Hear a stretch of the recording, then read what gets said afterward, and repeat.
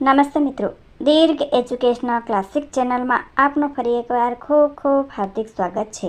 મિત્રો, આજે આપણે ઝવેરચંદ મેઘાણીની નવલકથા વસુંધરાના વહાલા દવલા પ્રકરણ 16મું જોઈશું. તો ચાલો મિત્રો વિડીયો શરૂ કરીએ. એ આજ કેવડો હોત. ફૂલા વાઘરી સાથેની વાતચીતે પ્રતાપ શેઠના સ્વભાવમાં પહેલો પલટો આણ્યો. ડેલી બહારના ઓટા પર બેસીને દાંતણ કરવાનું એણે છોડી દીધું.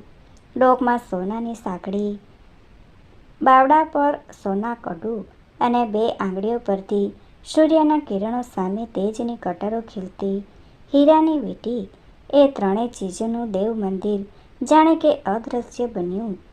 ગામ લોકોની આંખોમાં ગલી પછી કરતા પ્રતાપ શેઠના પેટ પરની વાટા પણ વિદાય લઈ ગયા. ગામમાં કયા કયા ગરસ્યાને ઘેર દાણાની અછત છે, તપાસ કરાવીને એણે 2 મણ બાજરો છાનો છપનો પહોંચાડવા માંડ્યો. કોઈ દિવસ નહીં ને પહેલી જ વાર એણે પોતાને ઘેર પંખીના પાણી કુંડા બંધાવ્યા. શું થયું તે શેઠિયો મોડો પડ્યો જાય છે. ગામ ચોરે અફીણ વિના ટાટિયા ઘસતા ગરાસદારોમાં ચણભણત ચાલ્યો. રાત સાથે બગડી લાગે છે. વાણિયાઓને માથે રાજની ભીસ થાતી આવે છે ને. 2 મણ બાજરો ખવડાવીને આપણી જમીનો કાયમને માટે ખાધા કરવાની દાનત છે. ભાઈ વાણિયાને આપણે ઓળખતા નથી. જૂની બટાઈ ગયેલી ગંજીઓ જેવા આ ગરસ્યાઓ. કીડાઓએ કરકોલી ખાધેલો એ જમાનાના જૂનો સામાજિક કાટવળો એની અંદર આ ઊંધી કલ્પનાએ એક તિખારો ચાપી દીધો. પહેલી જ વાર એમની નજર પોતાની જમીનો પર પડી. ખેતરો જે દિવસ શેઠને ઘેર માંડી આપેલા તે દિવસ યાદ આવવો મુશ્કેલ હતો. તે દિવસે એ ખેતરો નહોતા, બોડીના ઝાડા જ હતા. આજે એ જમીન ઉપર કેળ, શમણા કપાસના ને દોડ માથેડું લીલવણી છાસટિયાના ઝઘોડા બોલતા હતા. ભાંગેલી ગરેડીઓ બળદોના કાંધમાં ઊંડા ચીર નહોતી પાડતી. કાળા હાથી જેવા ઓઇલ એન્જિન પોતાની લાંબી સૂંઢો પાતાળમાં ઉતારીને કૂવામાંથી 5-10 દોરિયાનું સામટું પાણી ખેંચતા હતા. એ બધી સમૃદ્ધિનો પ્રતાપ શેઠ જાણે કે ચોર હતો. ગરસ્યાઓની આંખો ફાટી ગઈ. આ વસુંધરા કોની? અમારી. અમારા બાપ દાદાની તરવારે હાથ કરેલી ને અમારા વીર વડવાઓના રુધિરે તરબોળ બનેલી. ગરસ્યાઓના ભેજામાં જૂની એક કહેણી સમતી થઈ. લીલા માથા વાઢીને ખાતર તો આ જમીનમાં અમે પૂર્યું છે. અમે એટલે અમારા વડવાઓએ, ને આજ હવે વાણિયો એની નીપજ્યું લેશે. આપણાથી બીનો છે.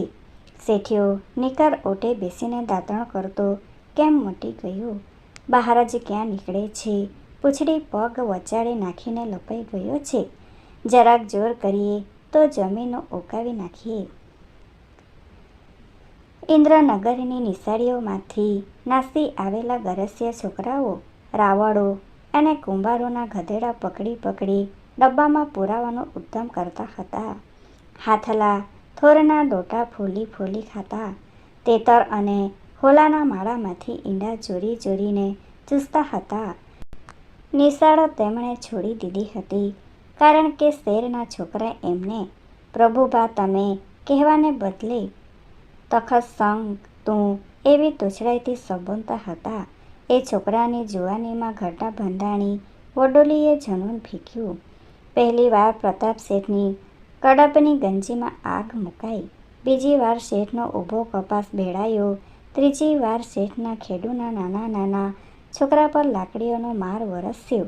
અને એકવાર 2 મહિનાની ટીપ ભોગવીને પાછા ફરેલા જુવાનોની અદબ તૂટી ગઈ. જેલ જવામાં તો આબરૂનો ઉમેરો છે. આપણે આપણા હક માટે જેલ જઈએ છીએ ને એ વિપરીત વિચારસરણી ગરસિયાના છોકરાઓના મનમાં ઘર ખાલી બેઠી. ધીરે ધીરે પ્રતાપ શેઠે ગામ છોડવાના પગલાં ભર્યા. ભાવિ એને કાળું ભાસ્યું. ઇન્દ્રનગરના મરહુમ ઠાકોર સાહેબે એક અમૃત ફળનું બી વાવ્યું હતું. અધોગામી ગરસિયાઓને એણે ભણાવી રાજની નોકરીમાં ભરવા માંડ્યા હતા. ઉપલા વરણોએ સેંકડો વર્ષથી લગભગ ઇજારે જ કરી કાઢેલો રાજ વહીવટ એણે નિશ્ચેતન અને સડેલો બની ગયેલો નિહાળ્યો હતો. નાગર કારભારીઓ સૌને નાગરાણીને જ પેટે અવતાર લઈને નોકરી માંગવા આવવાનું કહેતા. બ્રાહ્મણો કારભારમાં પૂજારીઓના જ વર્ચસ્વનો અને દેવસ્થાનોના જ દિવેલિયા વધ્યા હતા. વાણિયા પ્રધાનો, લુહાણો પ્રધાનો, ગુજરાતના પાટીદાર કારભારીઓ પ્રત્યેક રાજને કોમી ઇજારનું ખાતું કરી મૂકેલ. બહારથી આવનાર એ મહેમાનોએ રાજની ધરતી સાથે કદી હૃદયને સાંકળ્યા નહોતા. તેઓ પરદેશીઓ હતા. ઘર ભરીને ચાલતા થયા. તેઓએ સરકારી શાસકોને રાજની કોથળીઓ વડે સંધ્યા, છતાં રાજાની તો માટીની પ્રતિમા જ બનાવી નાખી. તેઓ બાપુને એક જ દલીલથી ચૂપ કરતા રહ્યા: રાજ ખોઈ બેસશો, સરકારી પ્રપંચનો પાર આપ શું પામવાના હતા? કુંવર સાહેબને વિલાયત ઉપડી જતા વાર નહીં લગાડે ને ત્યાં મઢમના પ્રેમમાં નાખી દેશે તો રાજનો વારસ બનવા ગોરો છોકરો ઉતરશે.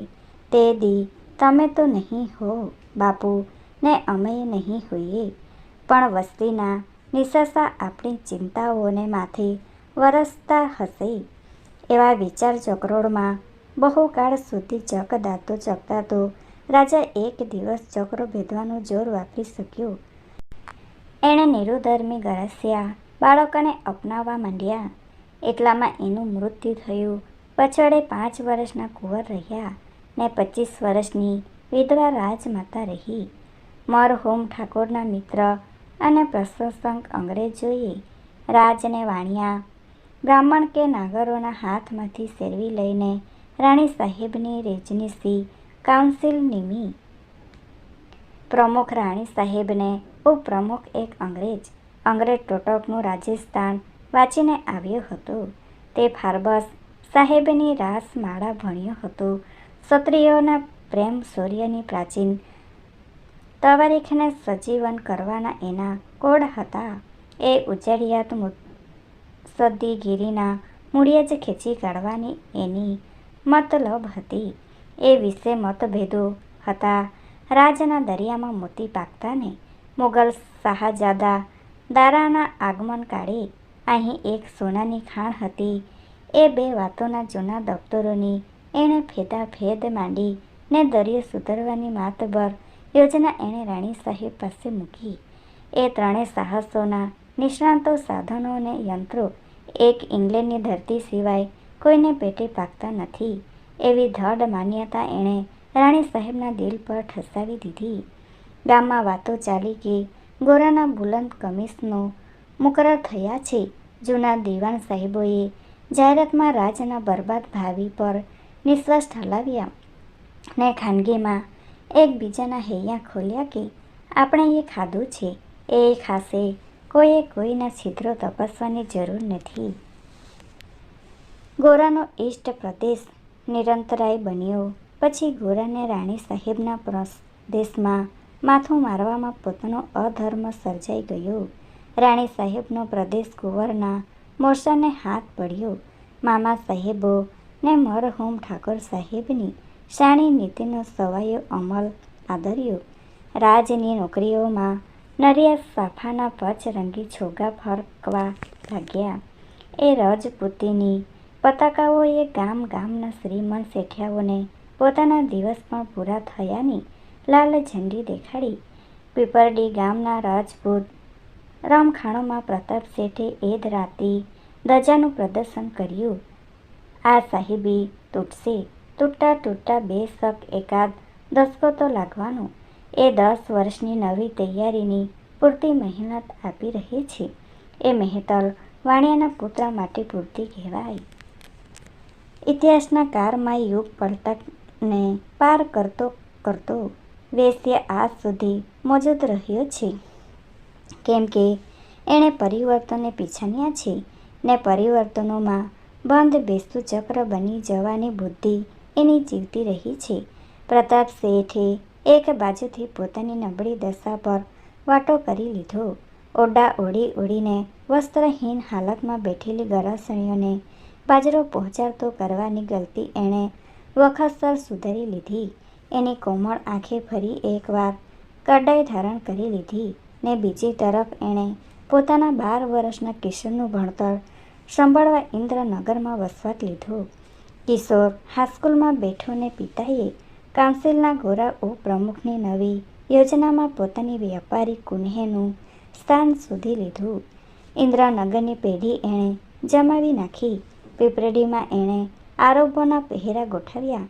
12 રૂપિયાનો દરમાયો ખાનાર આરબ અફીણ ખાનાર રજપૂતોના માથા ભાંગી જાણે છે ને બાપુ કી જમીનને માટે જીવન કાઢી આપવાનું કહ્યા કરનાર ગરસિયાનો તો સો ડર હોઈ શકે.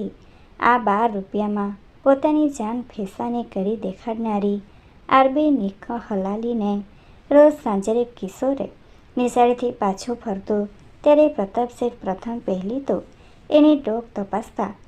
ડોકમાં પાવલીની માતરડી પહેરેલી છે કે નહીં તે માતરડીને હાથમાં રમાડી પ્રતાપ હિસાબ ગણતો. 9 ને 3 12, 12 ને 3 15. આજ એ 15 વર્ષનો જુવાન જોધ હોત. આજ એ કોલેજનું 1 વર્ષ વટાવી ગયો હોત. એને હું ડાક્ટર બનાવત, ઇજનેરીમાં મોકલત, ICS થઈ શકે તેવો એ તેજસ્વી હોત કે નહીં? કેમ ન હોત? મારું પ્રથમ યૌવન જ એના શક્તિ ઘણું ભાદનારું હતું. તે દિવસ હું મુંબઈથી પાછો આવ્યો ત્યારે લોકો નહોતા વાતો કરતા કે અદાલતમાં એ 4 વર્ષનો પણ સરને 7 વર્ષનો જેવડો લાગેલો. હમીર બોરીઓ જ મને કોઈ વાર નહોતો કહેતો કે એની મા વગર એ આખો દિવસ ઘરને ઓટે એકલો ભૂખ્યો ને તરસ્યો બેઠો રહેતો. બ્રાહ્મણો નહોતા બોલતા કે તે દિવસની રમઝટમાં એ છોકરો નવી નવાઈનું જીવતો રહ્યો. પિતા પોતે જ એકવાર માની જોડે નહોતા વાતો કરતા કે છોકરો વાણિયાને પેટે પડ્યો હોત તો પીપળી જેવા 5 ગામનો ગરાસ પોતાને ઘેર બાંધી લાવત. આજ એ ક્યાં હશે? હશે જ શેનો? અનાથાલયના બુઢા સંચાલક જીવે છે કે નહીં? પૂછું તો ખરો. કિશોરના શરીર પર હાથ ફેરવતા ફેરવતા એણે કોઈ ભક્તજનની માળાના મણકા જેવી સ્મૃતિઓના જાપ જપ્યા. 15 વર્ષ જોબન જોધ હોત. કોલેજમાં, ઇજનેરીમાં, દાક્તરીમાં, ICSમાં ક્યાં હોત?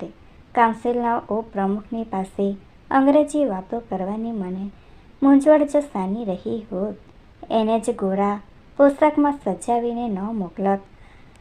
આંખો ફરી એકવાર ભીની બની. કિશોર પિતાને ક્લાસની વાતો કરી રહ્યો હતો. બાપુજી, આજે ચિત્તોડના રાણા સંઘને એના ભાઈ જેમલ પૃથ્વીરાજની વાર્તા ચાલી હતી. સંઘ સૌથી મોટો, એને દેશ વટો મળ્યો તો જેમલે પૃથ્વીરાજ કેવા ક્રૂર, સંઘ જેવા મોટા ભાઈને દેશ વટે કઢાવ્યો. બાપુજીની આંખમાંથી ધડ ધડ 4 ટીપા ધડ્યા. બાપુજી, એ તો ચોપડીઓની વાત, ખોટી વાત, જોડી કાઢેલી વાત. તમને રડવું કેમ આવે છે? તારો મોટો ભાઈ આજે 15 વર્ષનો. એટલું કહી પ્રતાપ શેઠ ઉઠ્યા. એણે ગાડી જોડાવી. એ કપડાં પહેરતા હતા ત્યારે કિશોરની બા આવ્યા. એણે કહ્યું, હિસાબ ગણવામાં તમે ભૂલ કરી છે. શેનો હિસાબ? કિશોરે મને કહ્યું, આપણો મોટો આજે 15નો ક્યાંથી હોત? 12નો હોત. કિશોરને ને એને 3 વર્ષનો ફેર ભૂલી ગયા. મારી ભૂલ થઈ ગઈ. એવી ગઈ ગુજરી યાદ કરવાનું હમણાં રહી રહીને ક્યાંથી સૂઝ્યું છે. કિશોર મારો હેમખેમ રહે તો ઘણું છે. માદદડી નાખ્યા પછી નખમાં એ રોગ રહ્યો છે. કેવો ડીલ કાઢી રહ્યો છે. તમે મને મૂર્ખીને વહેમેલી કહેતા હતા. આજ તો રાતા પાણીએ રોતા હોત જો હું મૂર્ખી ન થઈ હોત તો. સાચું છે કહીને પ્રતાપ શેઠ ઘરના વાતાવરણમાંથી વેગભર બહાર નીકળી ગયા. અનાથાલયના દરવાજે એણે ગાડી ઊભી રાખી ત્યારે અંદરથી હાકોટા સંભળાતા હતા. ખબરદાર, એ બાળા, ફરી વાર ખીચડી માંગવાની નથી, નહીંતર ચામડું ચીરી નાખીશ. ગાડીનો ધબકાર સાંભળ્યો એટલે એક આદમી બહાર આવ્યો. એની ઉંમર 19-20 વર્ષની હતી. એની જમણી કાખમાં લાકડાની ઘોડી હતી. એનો ડાબો પગ લૂલો હતો. એનું મોં જાણે કે કોઈ સ્વતંત્ર ઘાટ નહોતું ધરાવતું. કોઈ ચોક્કસ બીબામાં ઢાળેલી ઢાળકી જેવી એની શિકલ હતી. એણે ખબર આપ્યા, જૂના સંચાલક ગઈકાલે જ ગુજરી ગયા. તમે કોણ છો? અહીંનો આસિસ્ટન્ટ છું. અંદર પધારો. ને છોકરા ખાઈ રહ્યા છે, આપને ગીતો સંભળાવીએ. પ્રતાપ શેઠ અંદર ગયા અને છોકરાઓએ આ લાકડાની ઘોડી પર ઠેકતા માણસનો ઈશારો થતાં અરઘું ખાધેલું પડતું મૂકીને ઝટપટ હાથ ધોઈ હારબંધ ગોઠવાઈ ગીતે ઉપાડ્યું. નાનપણમાં કોઈના માતા પિતા મરશો નહીં. પ્રતાપ શેઠનું ધ્યાન એ ગીતમાં નહોતું. છોકરા પોતપોતાના છોકરાના ચાંચોના પ્રહાર કરતા કાગડા તરફ તાકી નજર કરીને કાગડા ઉડે તે માટે સ્વરને વધુ કર્કશ બનાવતા હતા. તમે અહીંના છો? કેટલા વર્ષથી? 12. તમારા વખતમાં કોઈ બાળક અહીંથી ગુમ થયેલો? હા, એક હોટ કટો હતો. કેવડો હતો?